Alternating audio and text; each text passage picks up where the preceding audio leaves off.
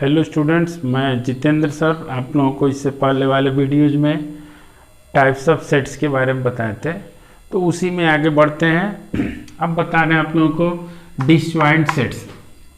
Disjoint set क्या होता है? Say two sets A and B are set to be disjoint if intersection B is equal to phi.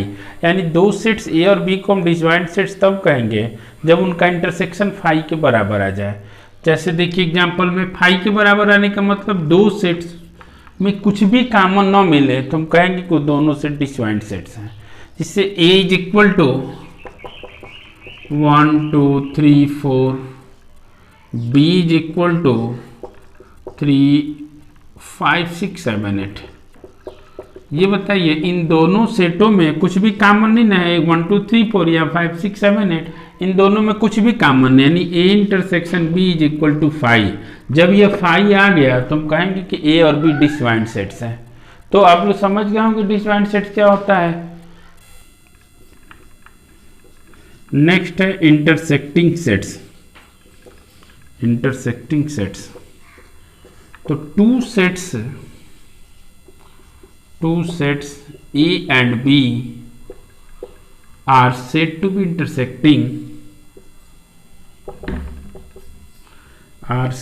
be intersecting if A intersection B not equal to phi।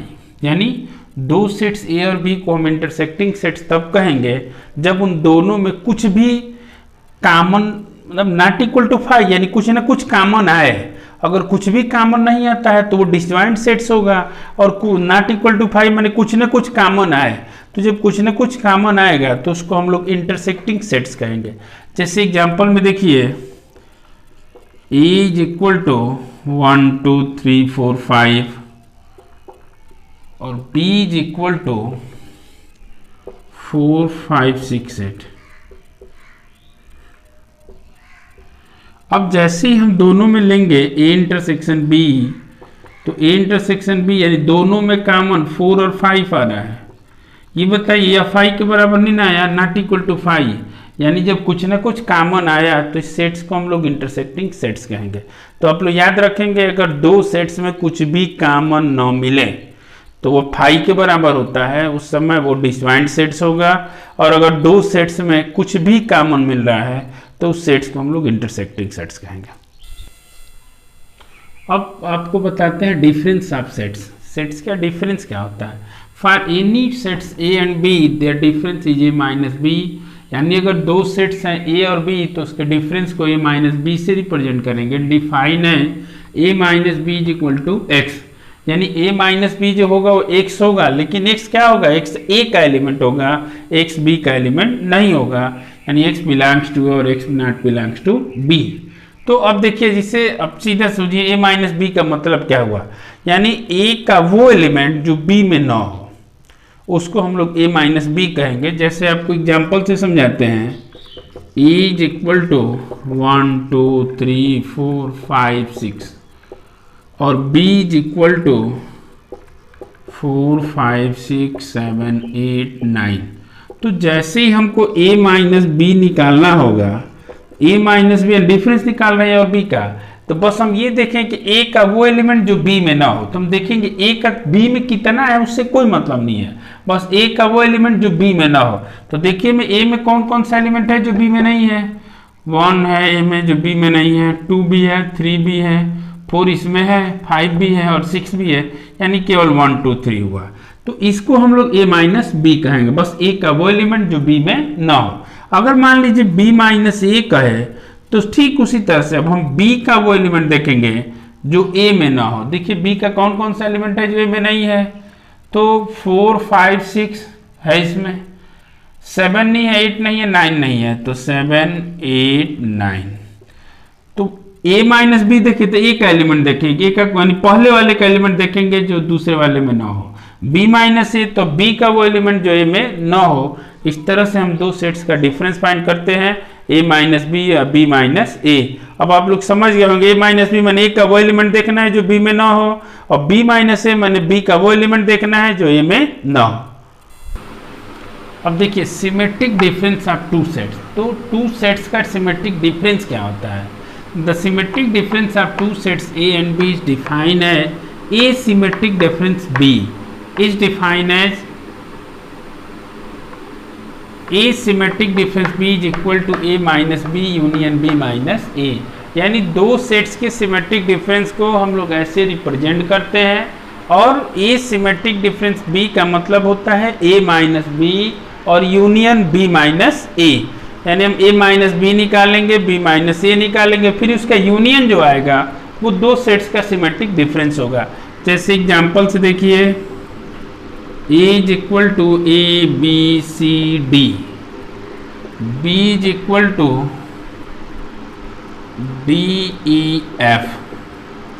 तो पहले हम A minus B निकालेंगे, यानी A का वो element जो B में ना हो। देखिए A का कौन सा एलिमेंट है? A B और C है, जो कि B में नहीं है, तो यह हो गया। अब हम B माइनस A निकालेंगे, तो B का वो एलिमेंट जो A में ना हो, यानी E और F है। देखिए E और F, B तो है इसमें, इसलिए E और F नहीं है, तो B minus A E F हो गया। अब हम A symmetric difference B is equal to A minus B union B minus A। तो जब हम इसका यूनियन निकालेंगे, इन दोनों का यूनियन का मतलब जो दोनों में कॉमन है उसको एक बार, जो पहले में बच रहा है उसको भी लिखेंगे, जो दूसरे में बच रहा है उसको भी लिखेंगे, यानी यह हो गया A B C E और F। इसको हम लोग कहेंगे ए सिमेट्रिक डिफरेंस B। इसको हम लोग कहेंगे ए सिमेट्रिक डिफरेंस B। यह A B C E और F हो गया। इस तरह से हम दो सेट्स का सिमेट्रिक डिफरेंस फाइंड करते हैं। अब देखिए complement of a set. Complement of a set क्या होता है? Let capital U be the universal set and let E is proper subset of U। A is proper subset of U का मतलब A का सारा एलिमेंट U में होना चाहिए, U में कम से कम एक भी ऐसा एलिमेंट हो जो A में ना हो। Then the complement of a set A defined by A dash or U minus A is defined as A dash is equal to U minus A। यानी तब A के कॉम्प्लीमेंट को हम A dash से represent करेंगे और A dash is equal to U minus A होता है। तो यहाँ देखिए A dash बराबर U minus A। अब हम आपको एग्जाम्पल बताते हैं, जिससे U is equal to 1 2 3 4 5 6 7 और मान लीजिए A is equal to 4 5 6 7 हो। A का सारा एलिमेंट है U में 4 5 6 7, देख लीजिए है इसमें। अब हमको अगर A डैश निकालना है A का कॉम्प्लीमेंट, तो A dash is equal to U minus A। अब बस देख लेंगे U का वो एलिमेंट जो A में ना हो, यानी 1 2 3, बाकी 4 5 6 7 है इसमें 4 5 6 7। तो इस तरह से हम A का कॉम्प्लीमेंट A डैश फाइंड कर लिए, यानी किसी सेट का कॉम्प्लीमेंट सीधे U में से, यूनिवर्सल सेट में से, और जो भी A का एलिमेंट होगा उसको हटा देंगे, जो बचेगा वो A डैश हो जाएगा, और उसी को हम लोग A का कॉम्प्लीमेंट कहेंगे। अब देखिए एक क्वेश्चंस बताते हैं, जैसे हम आप लोगों को यूनियन और इंटरसेक्शन बताए थे, union of two sets, intersection of two sets. तो आप लोगों को हम एक दो क्वेश्चन बता देते हैं, जिससे कि आप लोग क्वेश्चंस करेंगे। जिससे देखिए कहा है कि A is equal to 2x, x belongs to capital A, यानी A is equal to 2x है और x नेचुरल नंबर से बिलोंग कर रहा है, and 1 less or equal to x less than 4, और x की वैल्यू 1 या 1 से अधिक है लेकिन 4 से कम है। फिर b is equal to x plus 2 है, x नेचुरल नंबर से बिलोंग कर रहा है, और x की जो वैल्यू है 2 या 2 से अधिक है लेकिन 5 से कम है। और c is equal to x such that x belongs to capital N, c is equal to x है और x नेचुरल नंबर से बिलोंग कर रहा है, और x की वैल्यू 4 से अधिक और 8 से कम है, 4 less than x less then 8। हमसे कहा है कि find A intersection B, A union B, A union B intersection C। सबसे पहले हम सेट A निकालेंगे, क्या है, सेट B निकालेंगे और सेट C निकालेंगे। या तो क्वेश्चन में direct set A B C दिया होगा, या यह क्वेश्चन हम इसलिए सेलेक्ट किए आप लोगों के लिए ताकि इसमें दिया नहीं है तो हम A B C निकाल ले रहे हैं। अब निकाल लेंगे तो बाकी अगर निकला हुआ सेट्स होगा तो उसके आगे जैसे करेंगे वैसे करना है। तो अब देखिए हम इसका सॉल्यूशन बता रहे हैं। पहले हम सेट ए बी सी निकालेंगे। A इज इक्वल टू, देखिए 2x कहा है और x नेचुरल नंबर से बिलोंग कर रहा है, इसकी वैल्यू 1 या 1 से अधिक, तो आप रखते जाएंगे, जैसे 2x है 1 से रखना शुरू कीजिए, 1 रखेंगे तो 2 आएगा, 2 रखेंगे तो 4 आएगा, 3 रखेंगे तो 6 आएगा। हमको 3 तक रखना है, 4 से कम, यानी a इज इक्वल टू 2, 4 और 6 आ गया, ये a हो गया। अब हम b लेंगे, b इज इक्वल टू कह रहा है x+2 और x नेचुरल नंबर से बिलोंग कर रहा है, इसकी वैल्यू 2 या 2 से अधिक और 5 से कम है, यानी 4 तक रखना है। तो रख दीजिए, अगर 2 रखेंगे तो 2 + 2 4 होगा, 3 रखेंगे तो 3 + 2 5, 4 रखेंगे तो 4 + 2 6 हो जाएगा। अब c is equal to x है, ये नेचुरल नंबर से बिलोंग कर रहा है, इसकी वैल्यू 4 से अधिक और 8 से कम, 4 से अधिक माने 5, 6 और 7। अब हम फर्स्ट निकालेंगे। फर्स्ट में हमसे पूछा गया है a इंटरसेक्शन b। हम देखेंगे a और b दोनों में कॉमन क्या है। देखिए a और b दोनों में कॉमन 4, 6 इसमें भी है और 4, 6 इसमें भी है, तो 4 और 6 हो गया a इंटरसेक्शन b। इसके सेकंड में पूछा है a यूनियन b, तो हम a यूनियन b निकालेंगे, यानी a और b का यूनियन। तो कॉमन दोनों में 4, 6 है, इसमें 2 और इसमें 3 बच रहा है, यानी 2, 3, 4, 6, यह हो गया a यूनियन b। अब इसके थर्ड में कहा है कि a union b intersection c, यानी a और b का यूनियन निकालेंगे और c के साथ इंटरसेक्शन, माने इस a यूनियन b में और c में कॉमन ढूंढेंगे, यानी इसमें और इसमें कॉमन ढूंढेंगे। देखिए इन दोनों में कॉमन केवल 6 मिल रहा है, 1, 2, 3, 4 है नहीं, इसमें 6 इसमें है और इसमें भी है, इसलिए 6 हो गया। तो इस तरह से हम लोग a union b intersection c find. से हम लोग करते क्या है कि पहले अगर ये दिया रहता तब तो आप लोग डायरेक्ट निकाल देंगे जैसे हम निकाले हैं, नहीं दिया है ऐसे दिया है तो समझ के कि क्या कह रहा है क्वेश्चन पे उसके अनुसार से a b c निकाल लिए और निकाल के जो पूछा है a intersection b, a union b, a union b intersection c को फाइंड कर दिया। हाँ देखिए क्वेश्चन है a is equal to A B C D E, b is equal to A C E G और c is equal to B E F और g। अब हमको फाइंड करना है a intersection b minus C, second है a minus B union C और third है a minus B intersection c। तो सबसे पहले हम फर्स्ट की बात करते हैं।